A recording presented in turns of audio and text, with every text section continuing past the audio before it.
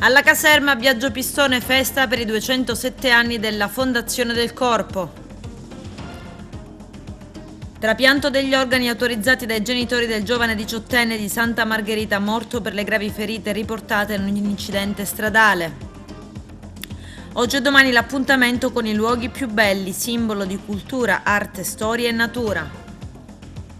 Il prossimo 10 giugno le radio e TV locali in protesta a Roma per continuare a garantire il pluralismo dell'informazione. TVA sarà presente.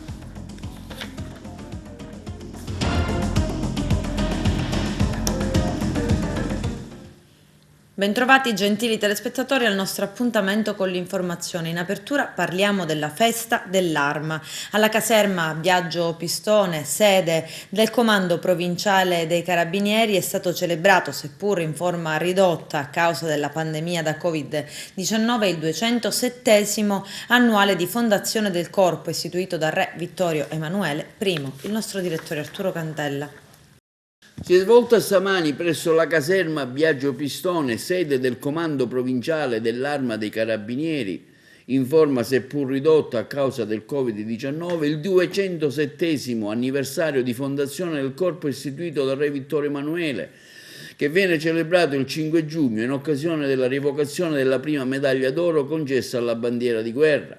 A fare gli onori di casa il comandante provinciale, colonnello Stingo, che nella sua relazione ha rivolto un appello ai concittadini di rivolgersi alle stazioni dell'Arma e al numero unico di emergenza, il 112, segnalando ogni esigenza, comunicando, dialogando, parlando, in modo da consentirci, ha detto Stingo, di porre in essere quelle misure tempestive e risolutive con il nostro intervento, in quanto noi carabinieri possiamo aiutarvi. Stingo ha anche ricordato quanto svolto durante il periodo del Covid-19 in tema di solidarietà e assistenza dai carabinieri, fatto verso chi necessitava, bisogno e aiuto.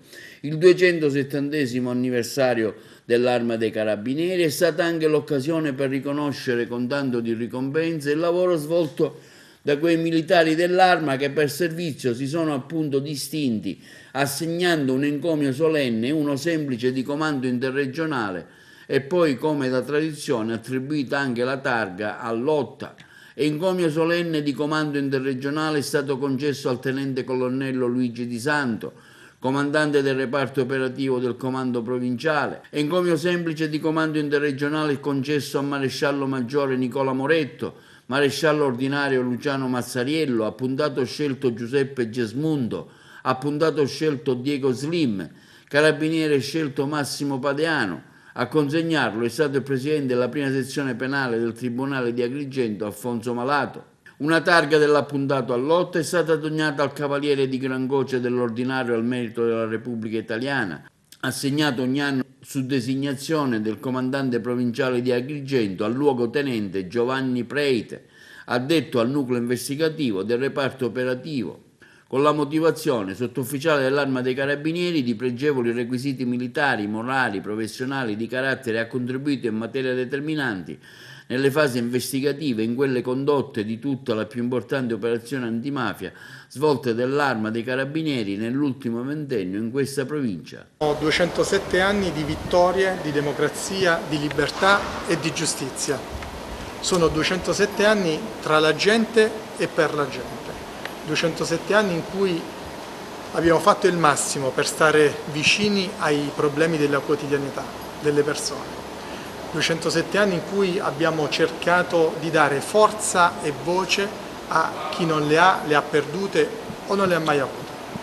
Nei secoli fedele recita il nostro motto, è un giuramento di fedeltà all'Italia e agli italiani, un giuramento a cui adempiamo attraverso la nostra presenza capillare sul territorio, garantendola quotidianamente, è un giuramento a cui adempiamo attraverso una forte spinta all'individualità di ciascun carabiniere che per strada qui ad Agrigento come altrove rappresenta lo Stato italiano.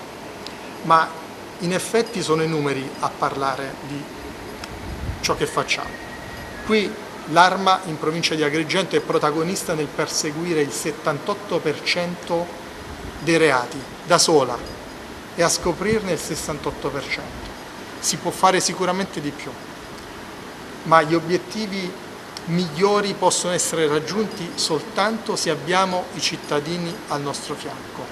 Ed è per questo che lancio un messaggio alla nostra popolazione. Rivolgetevi alle stazioni carabinieri, comunicate, dialogate, parlate, raccontate i vostri problemi. Utilizzate il numero unico di emergenza 112 per far sì che possiamo raggiungervi il prima possibile e dare risposte immediate e certe. Grazie a tutti i carabinieri, grazie alle nostre famiglie, grazie ai cittadini che ci amano e quotidianamente ci danno la forza di andare avanti. Viva l'Italia e viva l'Arma dei Carabinieri!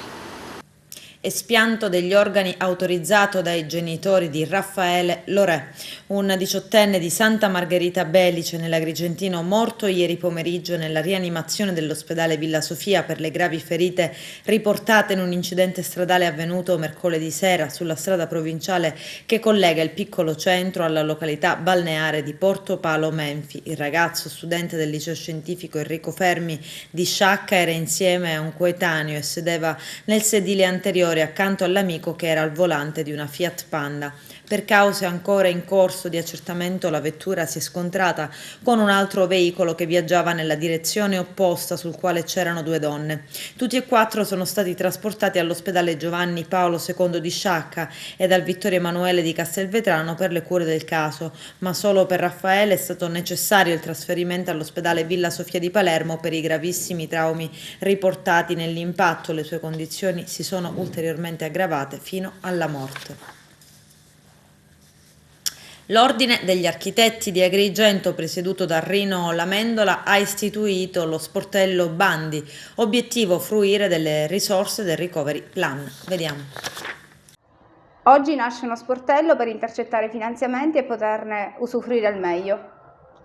Sì, l'iniziativa è finalizzata a supportare le stazioni appaltanti che intendano affidare la progettazione a liberi professionisti per fruire di flussi finanziari non solo ordinari, quindi fondi regionali, statali e comunitari, ma anche e soprattutto per fruire nel migliore dei modi dei flussi speciali del Recovery Plan recentemente varato dal governo. Ciò nella consapevolezza che oggi noi sicuramente non possiamo perdere un'occasione così importante per modernizzare la pubblica amministrazione, per rafforzare il sistema produttivo nazionale e per ridurre la povertà diffusa. È chiaro che con il confronto con le stazioni appaltanti in relazione alle opere da realizzare cercheremo di promuovere procedure che premiano la qualità del progetto, il talento dei professionisti. Quindi ci rivolgeremo soprattutto alla procedura del concorso, in linea con quelli che sono i bandi tipo redatti dalla Regione Siciliana.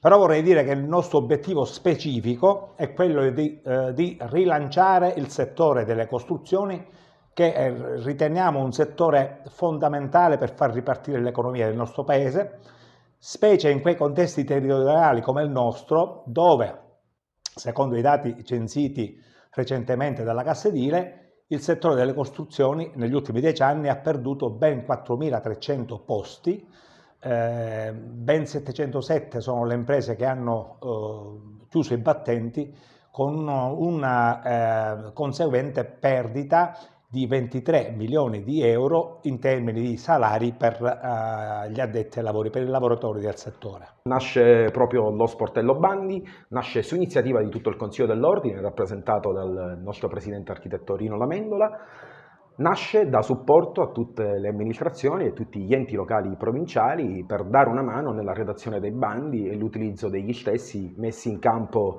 dall'Assemblea regionale della Regione Sicilia. Bisogna riconoscere, che la problematica delle amministrazioni oggi è proprio questo, lo snellimento delle procedure. Noi ci siamo, l'Ordine darà una mano anche nel rispetto della congruità del compenso da porre a base d'asta, nel rispetto dei nostri colleghi che parteciperanno agli bandi stessi. sperando di avere un'efficacia lo stesso, dico, a livello locale e a livello provinciale per la ripartenza dei lavori pubblici che con questa pandemia hanno bloccato un po' quella che è l'economia di tutto il territorio. Sarà uno sportello fisico? Dove si trova la sede? Lo sportello fisico, lo sportello sarà all'interno della nostra sede dell'ordine e poi si organizzeranno delle riunioni decentrate e localizzate per ogni comune.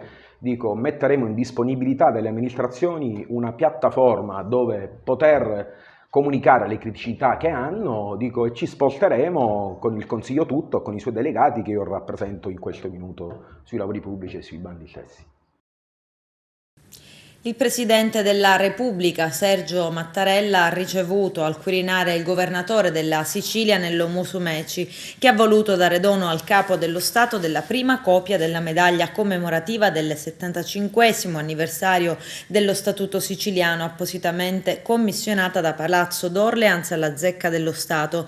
Nel corso del cordiale incontro, protrattosi per quasi un'ora, si è parlato del valore dell'autonomia regionale e dello spirito che ha portato nel 1946 alla concessione dello Statuto. Sulla medaglia in argento è raffigurata l'effigie della Trinacre in rappresentanza della Sicilia quale richiamo dell'antico simbolo dell'isola e della configurazione geografica caratterizzata da 3 vertici e 3 promontori. Sul retro in primo piano il Tempio della Concordia di Agrigento e uno scorcio della Cattedrale di Palermo e sullo sfondo una veduta dell'Etna. Nei prossimi giorni la medaglia sarà consegnata al Presidente dell'ARS, ai parlamentari e ai sindaci e ai presidenti dei consigli comunali dell'isola.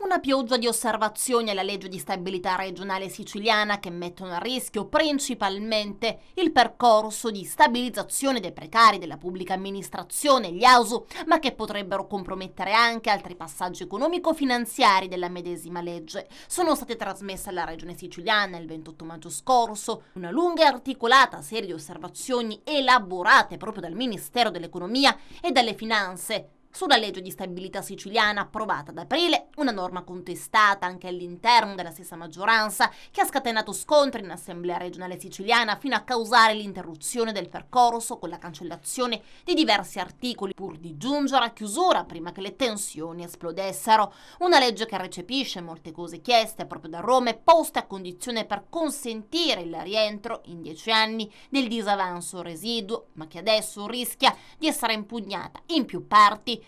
Fra le norme inserite in legge di stabilità c'è l'articolo 36 che stabilisce il percorso di stabilizzazione che dovrebbe porre fine al precariato, oltre che ventennale, di migliaia di lavoratori. Occorre che il governo della regione spieghi con immediatezza al Presidente del Consiglio la gravità della situazione dei lavoratori AUSU della Sicilia e gli effetti devastanti che si produrrebbero da un eventuale stop alle procedure di stabilizzazione, tuona adesso la FPCGL Sicilia.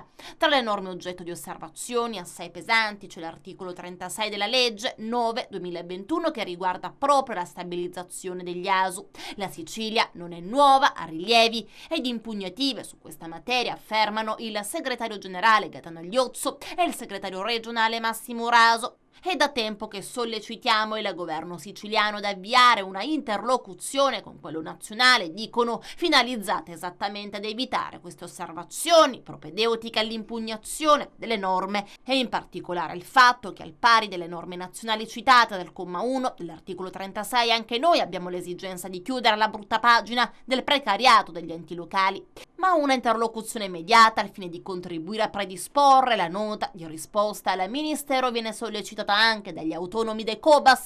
Si teme infatti un'impugnativa breve con conseguenze che rischiano di essere devastanti sul piano sociale, ma anche su quello operativo ed economico. Sia l'assessore Scavone che l'assessore Zambuto ci hanno assicurato di aver avviato interlocuzioni romane col Ministero, sostiene ancora la CGIL. A questo punto, visto il risultato, gradiremmo ricevere delle spiegazioni. 4.571 persone che da oltre 20 anni lavorano, la gran parte per gli enti locali, per i comuni, e circa 700 al di fuori di queste strutture nel mondo della cooperazione sociale in varie realtà che vengono avviati definitivamente a stabilizzazione. È necessario evidenziare in modo chiaro ed inequivocabile che grazie al lavoro di questi 4.400 lavoratori privi di contratto e senza contributi da 24 anni che è possibile tenere aperti materialmente diversi uffici, musei, aree archeologiche. Questi lavoratori, alla stregua dei loro colleghi, hanno il sacrosanto diritto di essere stabilizzati. In attesa di convocazione di chiarezza parte dunque lo stato di agitazione che preclude grandi manifestazioni di piazza. Oggi e domani appuntamento da non perdere in Sicilia con la 29esima edizione delle giornate FAI di primavera, dal 1993 il più importante evento dedicato al patrimonio culturale che celebra arte, storia e natura del nostro paese. Vediamo. Al via le giornate FAI di primavera, oggi e domani in Sicilia, l'evento dedicato al patrimonio culturale italiano. Tanti beni aperti in tutta l'isola. Al via dunque la grande manifestazione di Piazza del FAI che torna a coinvolgere i cittadini nell'entusiasmante scoperta delle bellezze che ci circondano, grazie all'apertura di 42 beni, la Sicilia, alcuni dei quali poco conosciuti o accessibili in via eccezionale. Nella nostra provincia i beni da visitare aperti sono l'ex chiesa Santa Barbara di Canicattì, il complesso Santo Spirito di Agrigento, la caserma dei Carabinieri Biagio Pistone, l'Officina delle Tradizioni Popolari Siciliane, la Biblioteca Comunale della Rocca, il Giardino della Colimbetre, insieme al Parco Archeologico e Paesaggistico della Valle dei Templi, come bene FAI. Torna l'appuntamento con le giornate FAI di primavera. Quali sono i tesori che oggi e domani possono essere visitati e fruiti dalla cittadinanza? Sì, ci riapriamo alla speranza, apriamo le porte dell'incredibile, è il nostro motto. Cominciamo con questa splendida realtà che è la Biblioteca Comunale e colgo l'occasione per ringraziare le istituzioni a partire dalla direttrice, ma poi anche il Comune che ce l'ha concesso. Saremo nel pomeriggio e poi anche nella giornata di domani anche alla caserma dei Carabinieri che oggi festeggia 207 anni l'Arma dei Carabinieri, ma siamo anche al gruppo delle tradizioni popolari, anche questo è un elemento importante, e poi siamo anche a Santo Spirito. Non voglio dimenticare per Agrigento l'ex chiesa di Santa Barbara che è a Canicattì. E adesso però vorrei dare la parola al mondo della scuola perché lavoriamo insieme agli apprendisti Ciceroni, la preside Gangarossa. È molto bello vedere in giro gli studenti. Apprendisti Ciceroni sono i ragazzi della scuola superiore che hanno il compito di accogliere, di accompagnare i visitatori alla scoperta di questi beni. Ci sono anche i miei alunni, gli alunni della scuola media Pirandello e Garibaldi, invitati ad essere qui oggi come pubblico. È una bella esperienza di cittadinanza attiva, è un'esperienza, dice bene il Presidente, che dà nuova fiducia, nuova speranza di apertura. Grazie, dottoressa Bruccoleri. Noi siamo lieti oggi di accogliere il FAI nella Biblioteca Comunale Franco La Rocca di Agrigento. Siamo contenti di questa collaborazione, questo coinvolgimento più che altro, FAI studenti, FAI scuola e FAI istituzioni, perché la biblioteca raccoglie un patrimonio documentaristico che può appassionare studenti e ragazzi e anzi invitiamo tutti a venire a visitare, a scoprire queste ricchezze. Sono Carmelo Caprara, il delegato cultura del FAI per Agrigento, ma sono anche un conservatore dei beni culturali e ambientali. Oggi è la giornata mondiale dell'ambiente. Quale festa più bella può essere oggi se non quella del FAI che promuove la bellezza, la cultura che parte da questa biblioteca in un viaggio ideale che diventa realtà architettonica. Architettura e ambiente costruito. Quindi da qui anche la fotografia storica. Il FAI si occupa di ambiente, di natura e parleremo anche dell'ambiente e della natura che qui non è più visibile. Proprio qui accanto a noi c'era la bellissima Villa Garibaldi, testimonianza del tempo che fu, testimonianza di una grande città con le sue bellezze, non solo naturalistiche ma anche monumentali, alla pari dei giardini del Gattopardo, dei luoghi del Gattopardo o del Palermitano.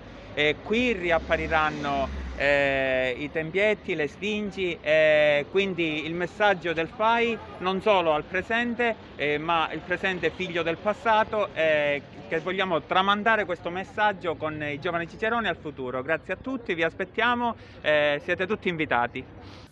Armato di martello si è scagliato ripetutamente contro le pareti esterne della stazione dei Carabinieri. Con un pugno ha rotto il vetro di una finestra e ha tentato di sfondare la porta d'ingresso quando i militari dell'Arma sono accorsi tentando di bloccarlo. Ha lanciato contro i Carabinieri diversi oggetti e gli ha sferrato contro dei calci.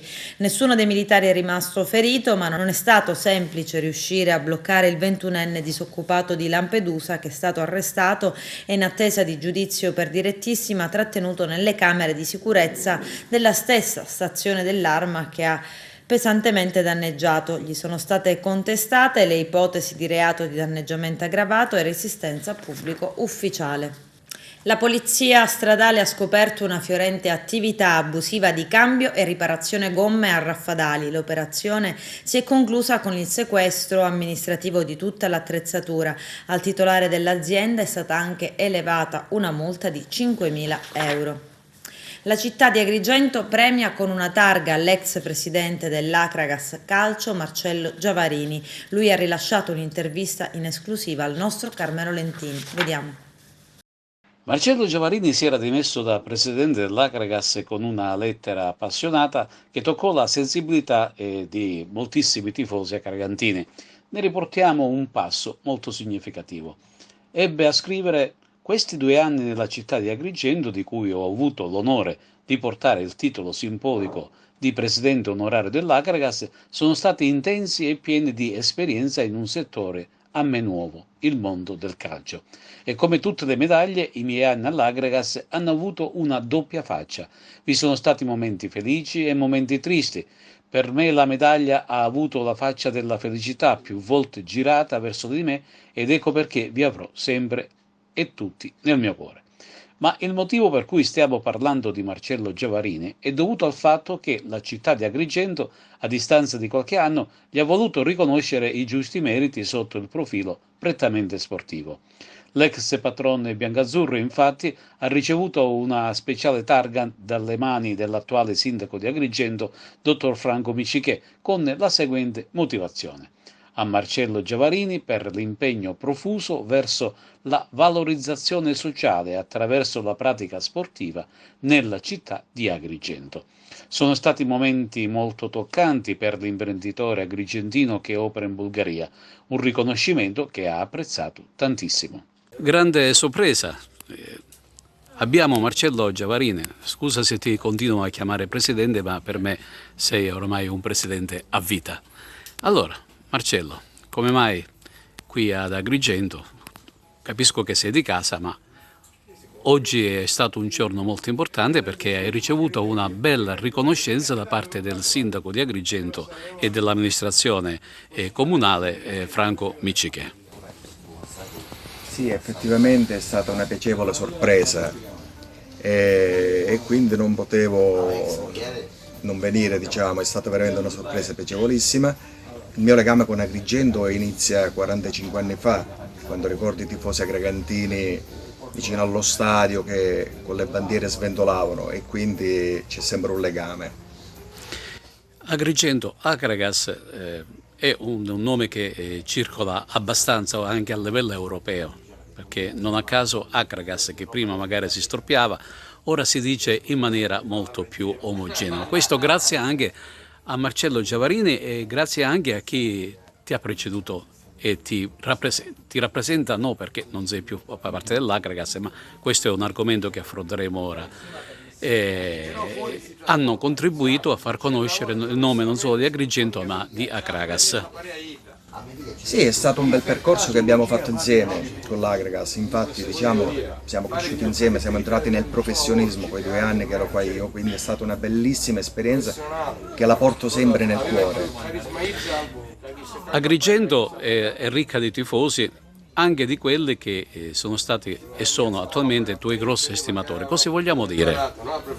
Che sono veramente grato a loro, perché quando leggo ancora qualche commento che mi ricordano con affetto, questo mi riempie il cuore di gioia. Grazie per questo, dico ai tifosi. Che significato ha questo riconoscimento da parte dell'amministrazione comunale? Per me è stato, diciamo, un riconoscimento molto veramente piacevole.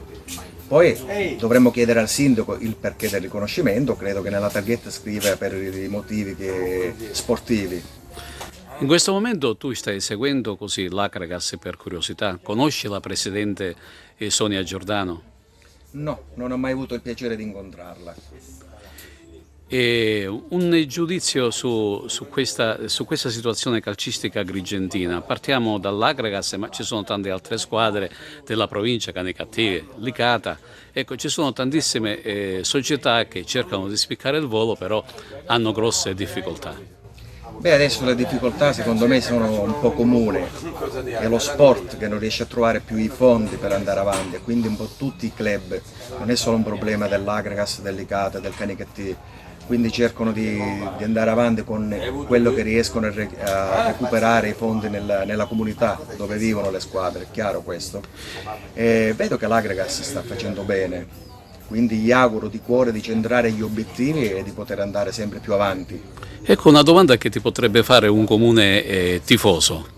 Cosa c'è dietro l'angolo di Marcello Giavarini a livello sportivo? Adesso diciamo io sto a guardare, ho preso appunto questi anni di riflessione, quindi a livello sportivo sono diciamo alla finestra, sto a guardare un po' quello che evolve. Diciamo che il calcio non era nel tuo DNA, c'è entrato con l'Acragas. Sì, è vero, l'Acragas è stata la mia prima squadra, alla quale mi sono avvicinato nel mondo del calcio e mi sono innamorato del calcio. Bene Marcello, io ti faccio i miei migliori auguri e chissà che un giorno non possiamo nuovamente ripetere questa intervista, però in maniera e con argomenti ben diversi. Grazie Carmelo, grazie a te. Il pluralismo radio-televisivo è sotto attacco, manifestazione di protesta a Roma il prossimo 10 giugno dal titolo Mani pulite sulla comunicazione. TVA sarà presente il servizio del nostro direttore Arturo Cantella.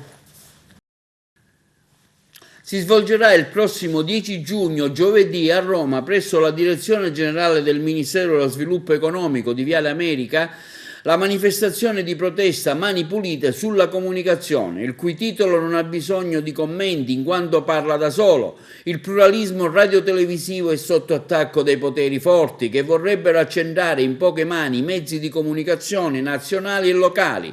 Il 10 giugno 2021, durante la conferenza stampa che si terrà presso l'auditorium del Ministero dello Sviluppo Economico in Viale America, alle 11 il presidente dell'AREA che organizza l'evento, Antonio Diomede, e il segretario nazionale del Dipartimento TV dell'AREA, Gabriele Betti, faranno il punto sull'imminente passaggio al digitale T2, con puntuale rapporto tecnico del quale si evincerà la forte preoccupazione reale dell'oscuramento di oltre il 65% degli attuali televisori che utilizzano le famiglie italiane già dal prossimo 1 settembre 2021. Tale preoccupazione avrà una pesante ricaduta in termini economici sulle famiglie, in quanto saranno costretti ad acquistare un decoder o un nuovo televisore se vorranno continuare a vedere la nuova televisione.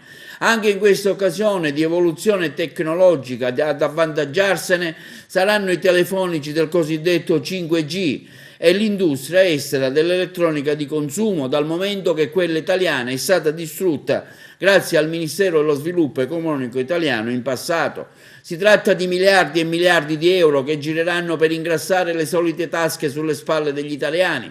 L'operazione del digitale cosiddetto DVB-T2, sconosciuta al cittadino, rovinosa per gli editori radiotelevisivi, accade solo dopo 10 anni da quella del digitale DVB-T1, in un momento di grande crisi economica e pandemica, e investe altre tematiche del sistema radiotelevisivo.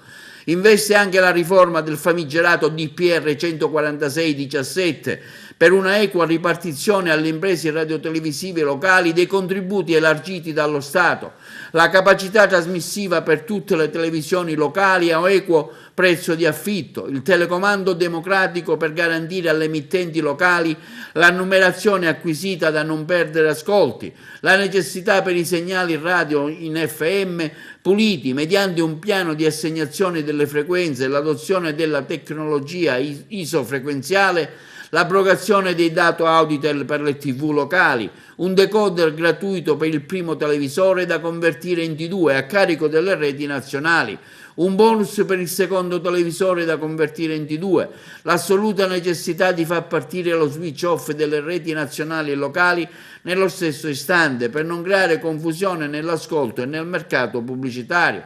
Per fare sentire la nostra voce delle emittenti televisive locali e radiofoniche italiane, a chi questi problemi non ne vuol sentire parlare, il 10 giugno 2021 l'AREA e gli associati saranno davanti alla sede dei fatti e misfatti del Mise. Saremo presenti con una regia mobile, motor truck, effettuare collegamenti in diretta radiofonica e televisiva nazionale, durante i quali saremo lieti di avere come ospite d'onore per poter intervistare sul tema tanti ospiti e personaggi locali, associazioni di consumatori e parlamentari che ci vorranno dare una mano.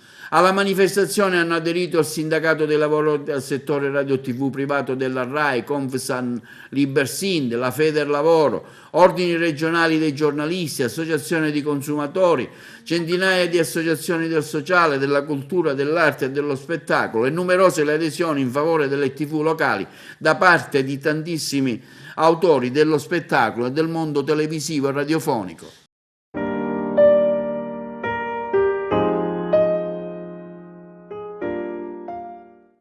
Eccessiva, perché dare un peso di 15 persone a una piccola televisione, a una piccola radio significa caricarla di spese enormi che non vengono ovviamente coperte con il rapporto col territorio, mentre l'importanza delle televisioni locali e delle radio locali è enorme perché allineano nel territorio, parlano dei problemi locali, c'è un rapporto di fidelizzazione del pubblico con le radio locali e le televisioni locali molto forti. Ovviamente 5 giornalisti professionisti, 10 altri tecnici, non ci si fa, è come dichiarare la morte, mi dispiace. Mani pulite sulla comunicazione. No Auditel. Sì al sostegno all'informazione locale. Manifestazione nazionale 10 giugno 2021 a Roma, in Viale America, presso il Ministero dello Sviluppo Economico. Comunicato REA, Radio Televisioni Europee Associate. Adesso c'è la pubblicità, a tra poco, vi aspetto. Gestione dei depuratori commissariata all'AMAP, la società che gestisce il servizio idrico a Palermo. Vediamo.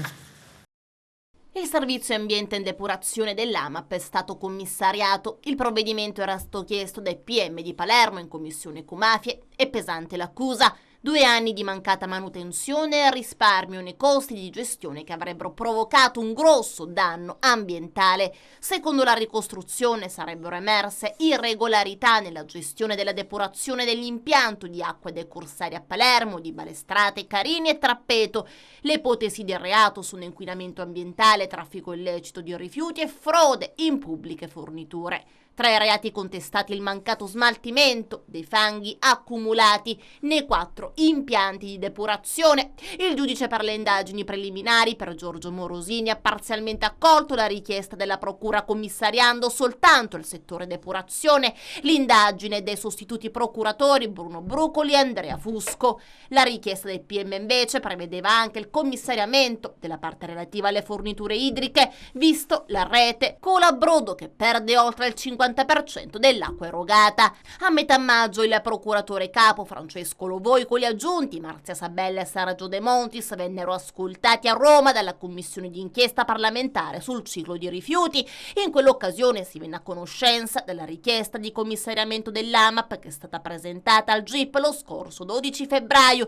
L'indagine della procura di Palermo è affidata ai carabinieri forestali del nucleo investigativo di polizia ambientale, agroalimentare e forestale Vitale. Gli indagati sono l'ex presidente Maria Concetta Presti Giacomo, già assessore comunale alle opere pubbliche, l'attuale amministratore unico dell'AMAP Alessandro Di Martino, i dipendenti Angelo Siragusa, Adriana Melazzo e Dorotea Vitale. Il commissario nominato è Giuseppe Librici, ex dell'ARPA. Avrà il compito di mettere a posto la questione dell'inquinamento ambientale dovuto soprattutto ai fanghi di depurazione. Librici dovrà anche fare una ricognizione degli impianti e valutare i danni che sono stati provocati negli anni.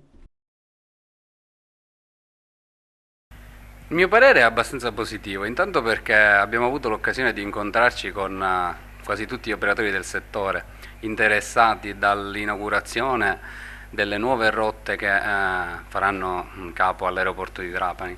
Sicuramente un aeroporto in più può aiutare tantissimo l'arrivo di nuovi turisti, può essere volano per un'economia che dovrà ripartire prima o poi, sicuramente quest'anno ripartirà alla grande, ma che dovrà comunque consolidare i suoi flussi.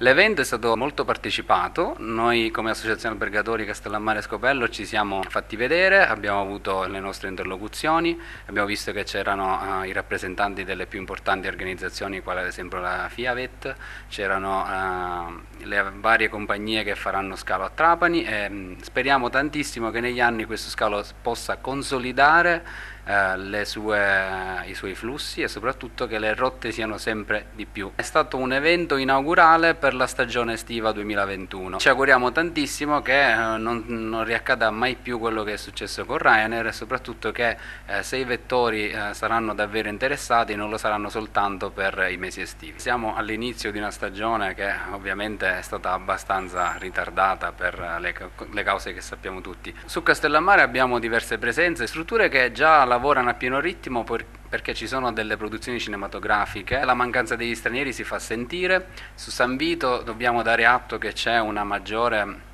notorietà nei confronti del turismo regionale, quindi di prossimità, ma credo che anche Castellammare durante i fine settimana riuscirà a farsi valere. Finora l'incertezza ci ha penalizzati principalmente, quindi noi con le prenotazioni siamo abbastanza tranquilli per il periodo di alta stagione di luglio-agosto, l'incertezza ci ha condizionati per ovviamente i mesi di maggio e anche quelli di giugno, però sono convinto che entro la fine del mese saremo anche noi su buoni livelli.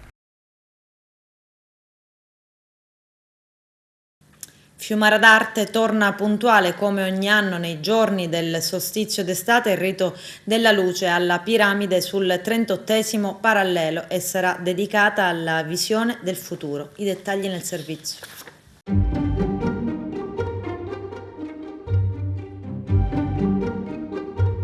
Il rito della luce è lo straordinario percorso di politica della bellezza e della conoscenza, dichiara Antonio Presti, ritorna puntuale come ogni anno nei giorni del solstizio d'estate. La piramide 38° parallelo, opera del maestro Mauro Staccioli, sarà aperta al pubblico e suonerà come un anelito di speranza.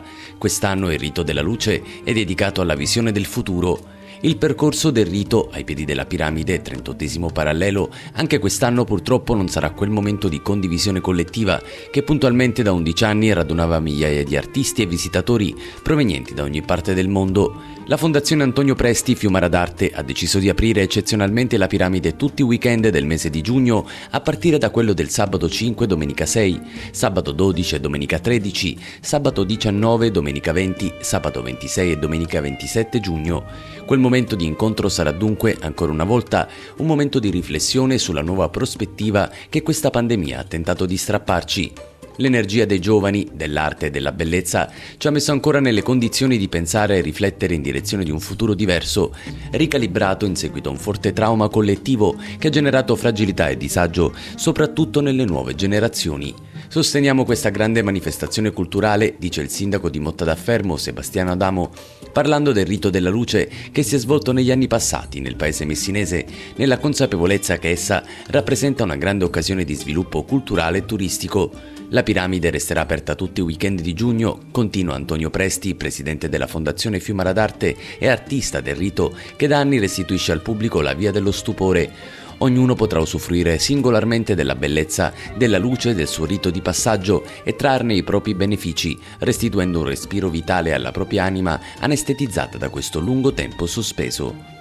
Vogliamo restituire una nuova visione del nostro territorio in nome di un futuro da consegnare ai giovani. Ringrazio sempre la bellezza che nella sua innocenza e nel suo valore di differenza restituisce il suo respiro a un'umanità che mai come in questo momento di pandemia ha bisogno di parlare col cuore al cuore della gente. Non ci saranno artisti e performer, ma la piramide, luogo dell'umanità, sarà comunque aperta al pubblico e sarà visitabile liberamente. La Fondazione invita tutti a evitare assembramenti e a rispettare le distanze di sicurezza. Nello spazio antistante l'Albergo Museo d'Arte Contemporanea Atelier sul Mare sarà installato il Bosco Incantato, sedie e sculture di Ute Pica e Umberto Leone, e sarà fruibile il cavallo eretico dell'artista messinese Antonello Bonanno Conti, realizzato in acciaio inox. Ogni giorno alle ore 12 sarà possibile visitare le camere d'arte dell'Albergo Museo d'Arte Contemporanea Atelier sul Mare di Castel di Tusa con un ticket d'ingresso di 7 euro.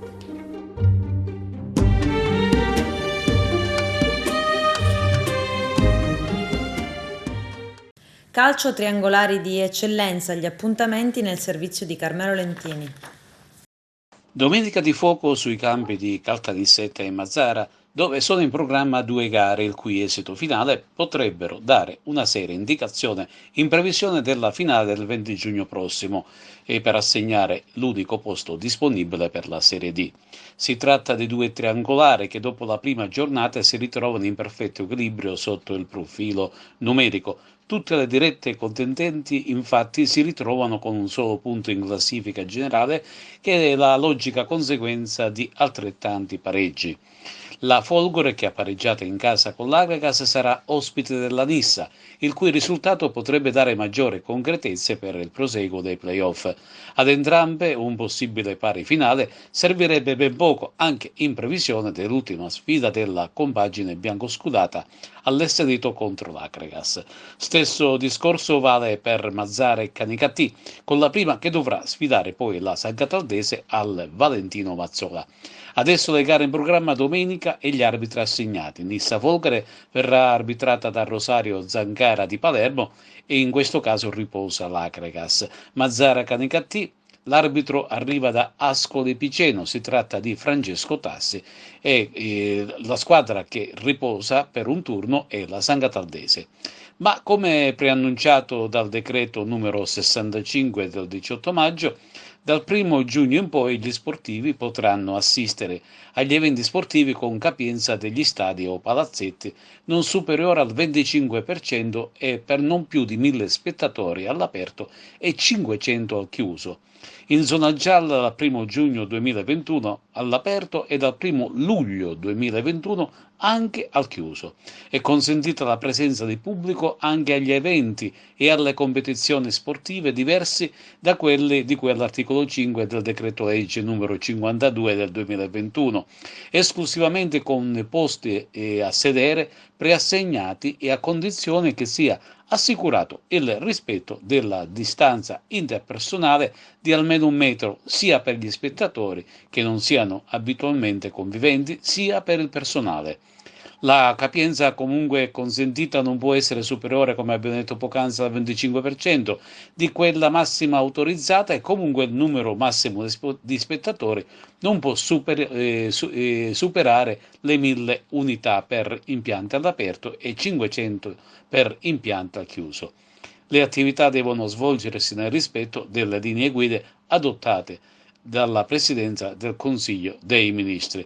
Quando non è possibile assicurare il rispetto delle condizioni, allora gli eventi e le competizioni sportive si svolgono senza la presenza di pubblico. Con questo è tutto, termina qui l'edizione del telegiornale. Grazie per la gentile attenzione, per essere stati con noi e buon weekend, a presto.